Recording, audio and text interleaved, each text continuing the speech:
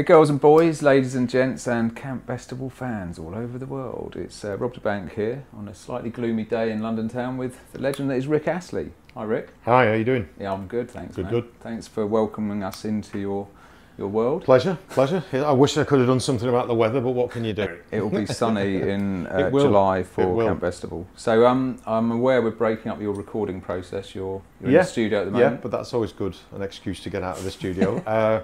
Yeah, no, we're just in the middle of making a new album, so yeah, it's pretty exciting. The last one was a bolt out of the blue, really. I made it for fun, and then it turned into a success, so it's kind of exciting to be doing that again, or hoping to try and do that again. You're riding the wave. Yeah, well, we'll see. Yeah. Okay, cool. Well, we're going to do a few little quick-fire questions just to warm me up more than you, but so we'll do that, and then we'll crack on. So, Frank Sinatra or Nat King Cole? It's very difficult, that one, but I'm going to have to say Frank Sinatra, I think. It depends, man. You can't choose. The two, both neither of amazing. them are here to judge you. So yeah, exactly. They'll let you off. Yeah. Beatles or the Shadows? That would have to be Beatles. Yeah. Drumming or singing? I like to do a bit of both, actually. I've got a closet rock band with two friends, and I drum in that band and sing. Yeah. Okay. So, what's that called?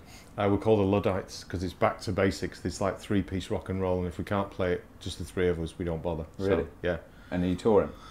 We don't tour, but we only play for charity, you see. So and the other guys and myself are obviously, busy doing other things, so it's hard to get us all in the room at the same time. But we try and sort of play once or twice a year. So maybe we can come and do the opening warm-up act when people are getting their gear together for the festival. Yeah, that'd be great. So if you see the Luddites on the bill, then come and check them out. Sail or steam? I think sail. I think, yeah, Grand, nice and peaceful. Yeah. Lancashire or London? Oh, you see, your accent's already changed. I know. I know. Yeah.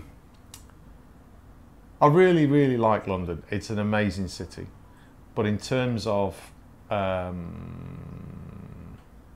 there's something about, I'm a professional northerner sometimes. I haven't lived up there for years, but when I do go up there, it bizarrely still feels like home in a really weird way. And I love London because it's an amazing city. But I think somehow you are still from where you're from somehow. Yeah. It wouldn't matter if you went and lived in New York. I'm still from Lancashire. I think somehow. Yeah. So you're hedging your bets, but I think the answer there was Lancashire. Yeah, it kind of is, I guess. Yeah. Okay. Pop or soul? I'd have to say soul. I think. Yeah. 1987 or 2018 or 2018? 2018, I'd say so. I'm very happy right now. But having said that, I'm also very happy because of what happened to me in '87. Do you know what I mean? So I think it's a tricky one. I think I do like to look forward as opposed to back.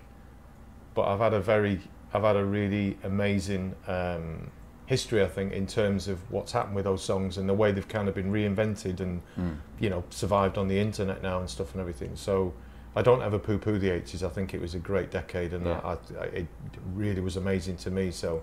But I'm very happy where I am right now. So I'd have to say 2018. You wanted short answers, didn't you? No, this is good. Fancy dress or normal clobber? Oh, come on, it's got to be fancy dress. Any time of the week. Excellent. I mean, I wouldn't say we have got a fancy dress box, but I wouldn't say I'm in there all the time. But at any moment, I can produce a hat for the occasion, or various coats and jackets that I bought that had some sort of thing that I just can't get rid of, because I think it's got to go in the fancy dress basket. Right. We'll dig those out for Camp Bestival. And checkout or self-service? I've got to say checkout. It really annoys me, the self-service thing sometimes. Yeah. You think, I've only got two things. I'll just whip through there. 5 minutes later, someone's punching a thing like this, going, this doesn't, you know what I mean? Yeah. And then you end up getting in the line anyway. So. Yeah. Call the supervisor. Check out. Very deep questions there to start off with. I know, Rick. So we're really testing your mettle. No worries. There. I love it. Okay, so you're at least 40 million records in. This is your 8th, 9th album. Yeah, something like that. I haven't checked recently. But quite a few. I could name them, but I can't think. Yeah, some 7 or 8. I'll take your word for it. Yeah. And without giving your age away, I think you slightly gave it away on your last album, maybe. But I'm going to be 52 any day now. I'm okay with that. I think there may have been times in various people's lives they'd be terrified to get to 50, but I didn't feel it like that, to be honest. But again, without me sounding whatever, I feel I've had an amazing, fortunate life. So I don't think life is. I've not had to do a lot of the things that people have to do by the time they've got to 50. I've never had a real job. Do you know what I mean? I'm not saying I haven't put some hours in here and there, but it's not the same as having a real job like a grindstone or whatever. You know what I mean? No, sure. No, I mean, the actual question. I wasn't going to reference your age, but it was the fact that your voice still sounds incredible. Oh, thank you. You know, 30 years on from the original kind of hit. So is it? Have you got a special? I think it's partly to do with the fact that I retired for a very long time. I retired when I was in my late 20s, and I built a studio in London, and I tried to be a songwriter, producer, and didn't really make that work. So I wasn't treading the boards every night, you know, and I only got back into singing live probably 10, 11 years ago. So, and that hasn't been like massive tours and things. That's just been a gradual ramping up. Yeah. And now I probably get round to doing 50, 60, 70 gigs a year sometimes. But I'll go months and months without. And therefore, I do a bit of singing at home because I've got a studio at home. And, I like to go in there and just write and mess about and do things anyway. But I haven't been doing it for 25 years, you know what I mean? No, so sure. I think that's got something to do with it, yeah. You've looked after it. Yeah. And I mean, now, I mean, on your last album, you wrote everything yourself. I did, and you played everything I did, yourself. yeah. So you're pretty much a multi-instrumentalist then? I can play a bit of everything, but I work with a really great band. So on the one end, it's a shame they have to play what I played. But if I'm in a dark room on my own, I can make things work. And I think I just get a massive amount of satisfaction out of doing it myself. Even if it's torture at times, trying to work out why this chord doesn't work out with that chord that I played. But I've just really enjoyed that. And yeah, I can play a bit of everything, but I don't count myself as being a musician, because like I say, I work with really great musicians, and I know what that means. You know what I mean? I can feel that and hear that. Yeah. So I never really count myself as being a musician, a proper one. It's just a little sideline hobby that you've got. Well, I don't know. It's really tricky. There's certain records that you go back to that people have made kind of on their own, and they've got a feel and something about them that's pretty simple and very instinctive sometimes. Because they don't know all the chords, they don't know all the ways to arrange certain things, so they just do it in their way, and in a way, then it creates an identity. So I've just kind of decided that's what I'm doing. Okay, so maybe out of the songs that you've written yourself, where you not necessarily played everything, but what's your favourite song that I've written? Yeah. Well, I'm really proud of songs on that last record, the 50 record, because I think we've seen that we've been out and played it live quite a lot. And it's been amazing that, even songs like Never Gonna Give You Up and Together Forever, which obviously are always going to get a certain kind of reception, and I'm glad they do, some of the new songs are standing up. Yeah. That you can actually play them and people get up and dance in the same way. Yeah. You're like, yes, that's my song. Yeah, well, and also there's one song on that record, for instance, called Dance, and it's a little story about God meeting the devil and him telling him to kind of just chill out with all this stuff that he does, and, and obviously there is a message to it, but it's also a message of saying we all need to just kind of like find the good in something and just chill out and just enjoy it, and therefore just dance kind of thing. Yeah. And it's quite amazing when we play that song to see people singing along to it as well. And that's been the biggest, I think, treat out of all of it, is to take those songs live that I made in this little room at my house. And have people sing the words back to me. It's incredible, and it's so it's been really special. Cool. Well, yeah. I mean, the reason we're here, and hopefully, in July you're going to be taking to the main stage at Camp Bestival, and the Friday night headliner, playing potentially 30,000 people, and have festivals kind of part of your sort of annual road trip? Yeah, a little bit. I mean, I've done various ones. I've done them abroad as well. We went to Japan recently to do a couple of festivals there and stuff. And it's very different, because obviously I look around, and I think more and more it's getting more and more eclectic in a way. In maybe that's bizarre, but I think it is. But in a way, I kind of love that, because it means that the age group thing can be expanded. It's not just people in their 20s and teenage years or whatever. It's a much broader audience that for some of the festivals. I know yours is, Yeah, and I think you'll have 6 months to 70-year-olds. Yeah, and I think that's because at the end of the day, if you're at home listening to music, very often someone else kind of sort of gets to hear that music as well, and whether they want to or not, joins in as well. Do you know what I mean? You're cooking, what have you, someone's got music on, and whether the kids are doing whatever and granddad's doing whatever, somehow it circulates and the whole family gets involved. So it's kind of quite nice that sometimes you can actually have that in a field as well. You know what I mean? Totally. That there isn't a like, oh, you're too old for this, or you're not old enough. You know what I mean? It's kind of nice that. Yeah, and I suppose that's one of the beauties of festivals. So Lulworth Castle is our kind of quite infamous backdrop. So when you're on the stage, you're looking out at the castle with the crowd in between. Have you played a castle before? I've played venues somewhat like that, and I think it really adds to it. I live very, very close to Hampton Court Palace. Yeah. I walk in the grounds of the palace all the time, to be honest, just because it's down the end of our road and it's a beautiful walk. And I've played there a couple of times, and there is something, I think that whole connected to, obviously being in a field is great because it's, you know, you're in the open air and it feels, you know, but if you've got something like that as well as a backdrop. Also I think the way that, you know, I think that the technology's moved on so far with lighting now and design and everything for outdoor gigs, indoor gigs, everything. People can create atmosphere a lot better than they probably could. But I think if you've got something like that as well, then it only adds to it, doesn't it, really? Sure. So the quite mad thing with Camp Bestival is that for every adult there's a child. It's not a rule, but you know, almost exactly. Where's your child? Yeah. You're not allowed on without a kid. But you know, almost half our children, half our audience, sorry, are children. Right. Are you kind of looking forward to recruiting some new? I don't know about recruiting, but I think the internet obviously has changed everything. Never mind music, but the way that. The way that music, I guess, is absorbed by, you know, younger people, kids and what have you, is very different to the way that we probably bought records. And, you know, I'm older than you, but anyway, Woolworths, you know, and our price. Yeah, and just that whole thing of physically owning something, and other than borrowing your friends' records, I know we had cassette decks and stuff, but I mean, that was it really. You know what I mean? And one of the things that I think is amazing about the internet is that it's introduced bands to a younger audience who would have never have done that in our generation, because that was just our parents' music and there's no way that I'm listening to that. I'm just not doing it. Whereas because you just fall onto things with YouTube or whatever it is, Spotify, you find yourself listening to something and before you've judged it because it's 35 years old or they're even dead or what have you, or now they look like monsters, do you know what I mean, because they're in the 70s or what have you, then you know, it's people don't do that so much, I don't think, of that age group. They just hear something, if they like it, they like it. And then they find out, well, actually, that woman is now 75. Well, I don't really care, I still love that song.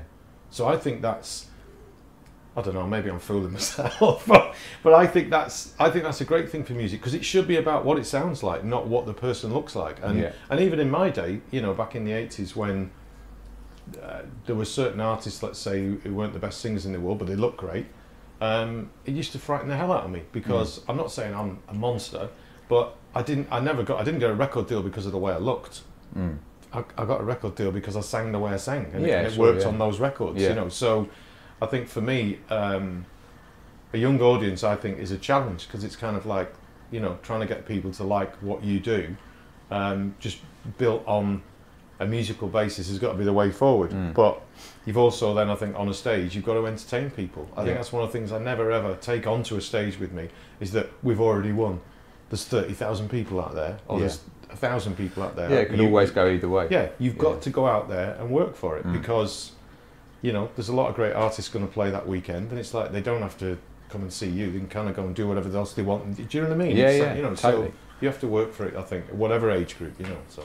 Well, that was going to be my next question, because I'm spend half my year kind of booking the acts for the festivals and getting a bit stressed about who's going to like what, and it's very sort of Marmite. You know, you book one thing and people hate it, but another thing people love it. So if you were booking, say you had your own festival, Rick Fest or whatever, and you know, who would you book? Who would be your dream headliners? I'd probably say live rather than live or dead, because I think I think there's a few people who I'd put in that classic.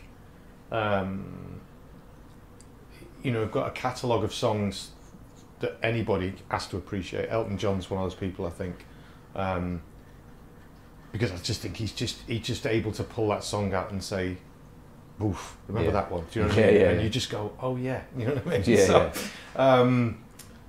I think it'd be good to have a rock band. I've seen the Foo Fighters a few times recently, and I think as far as a live experience goes, it's hard to beat watching them. I mean, they're like, because they're not.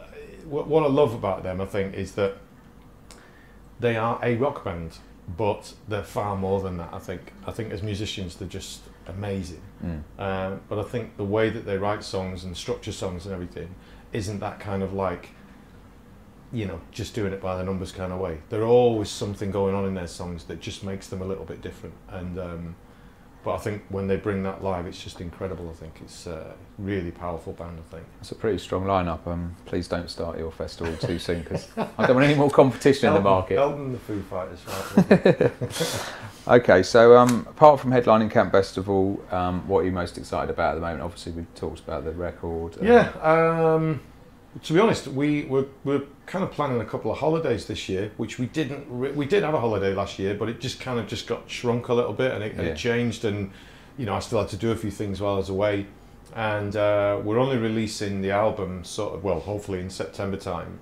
So between then and now, I've got quite a few things to do and some festivals to play and different things. But we're actually trying to sort of book a proper summer, July proper holiday. Do you know what I mean? Where you actually go away for 2 weeks and don't do anything in it.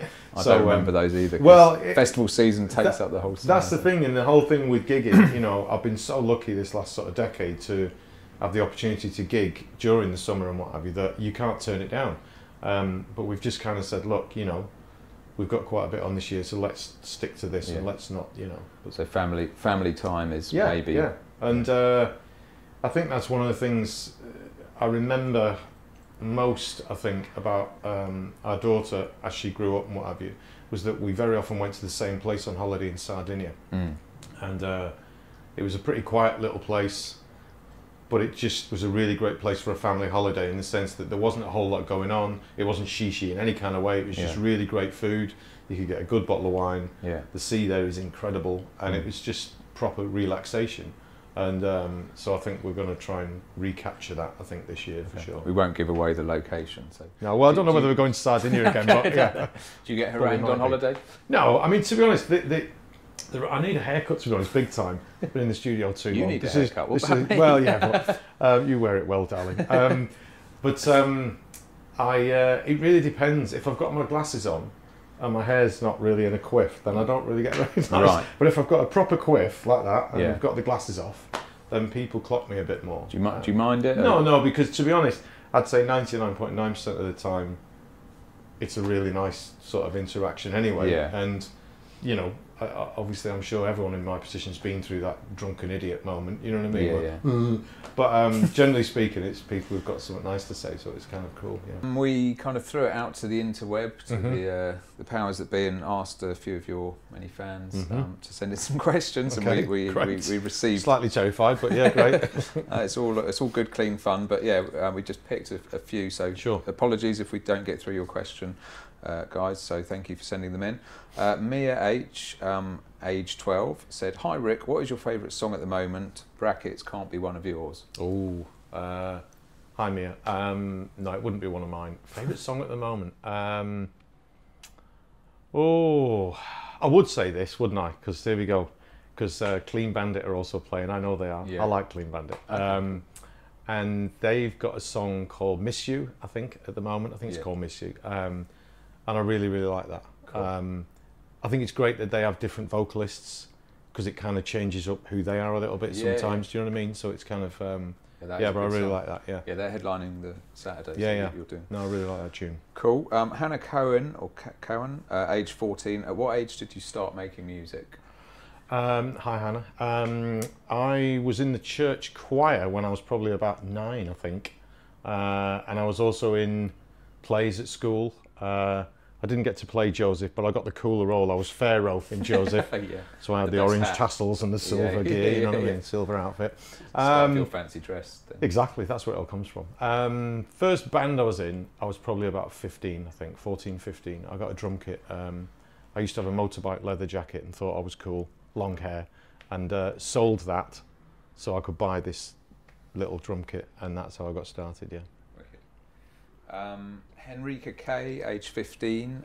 If someone narrated your life, who would you want to be the narrator? I think it'd be pretty hard to beat Sir Ian McKellen. Yes. Callie, age 7. What is your favourite Rick Astley song?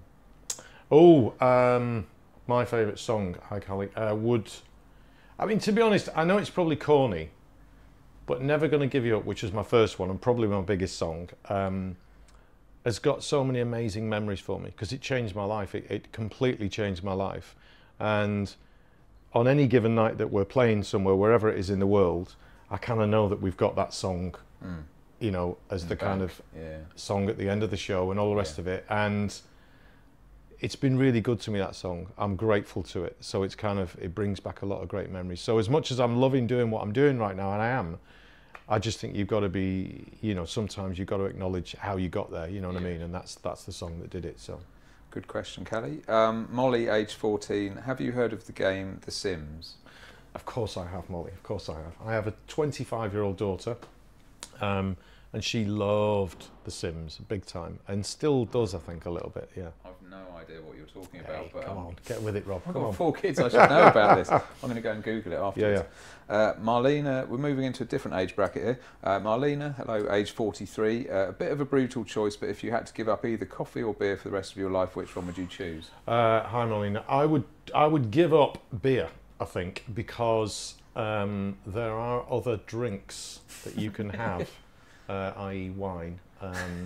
And still have your coffee. And still have your coffee, yeah. And also because I have some friends who make coffee beer, so I might be able to might be able to get away with that, you see. On a technicality. Yeah. Julie, age 40. You were my favourite artist when I was 10 years old. Who was your favourite artist at age 10 and why? Favourite artist age 10, I think that would be very hard for me to remember, to be honest. I was probably still listening to the records that my brothers, my 2 older brothers and my older sister played around the house because I didn't have much access to the record player at that point, you know.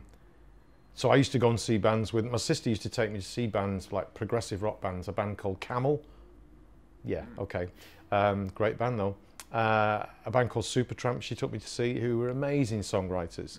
And I think some of those gigs definitely steered me on a path of you know, you go to a gig like that as a 10-year-old, 11-year-old, 9-year-old kid, and it affects you, and it certainly affected me in a massive way. So I might say Supertramp, actually, just because of the songwriting as well. Some of their songs especially, because a lot of the progressive rock stuff, wow, this is a long answer, a lot of the progressive rock stuff, you couldn't sit down at a piano and play it necessarily. Yeah, but Supertramp were a bit Supertramp, more catchy. great songs, but still had that kind of, you know, twist in them, so.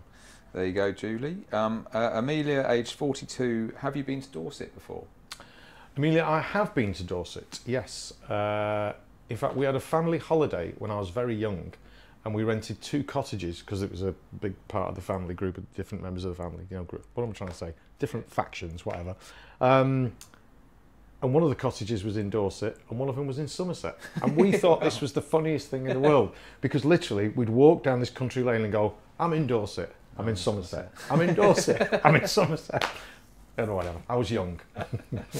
Cool. So you've ticked that one off the list, and you're coming back. Trudy, age 42. I like this one. What is it you could never give up? Ooh. I could never give up coffee and beer. Yeah, there you go. It's a theme running through these. Right, this is our first male entrance, I think. There's a lot of ladies for some reason, Rick. David, age 36. Would you rather have arms and hands for legs and feet, or legs and feet for arms and hands? You can't have both. Sorry, I didn't edit these before. David, would you rather have arms and hands? David, if you're coming to Bestival, we should probably meet and have a conversation, because there's something going on with you, isn't there? Would I rather have arms and feet? Arms and hands for legs and feet, or legs and feet for arms and hands? So would you rather have arms and hands on the floor, or legs and feet up here? Hang on a second, I just need coffee for this. Hang on a minute. It's a brain teaser, isn't it? Yeah. You don't have to answer it. I think I'd like them to just stay where they are. I'm not even grabbing the. Anyway, no, I'm going to leave them where they are, I think.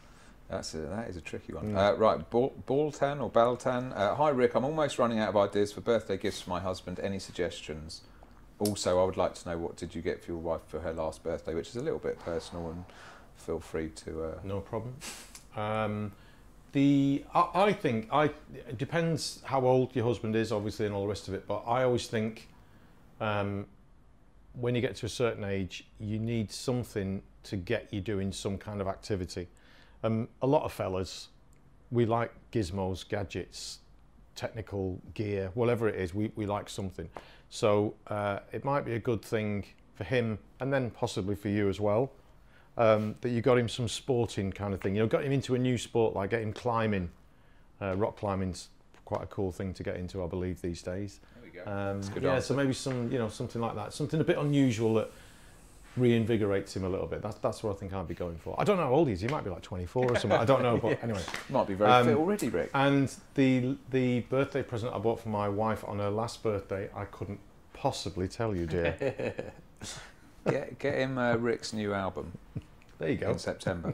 There you go. When it comes out. There you go. Rick Astley. Right, Aubrey, last question here. Do you think you'd ever make a new recording of your old hits or a live album perhaps? Love your recent concert versions. From Aubrey. Thank you, Aubrey. It's a funny thing because I think Spotify's changed perception of artists kind of recovering their own songs sometimes acoustically, and what I've been doing, like mellow versions of them, if you like. And there's been a few that have really kind of, I don't know, made me rethink and see an artist in a different way.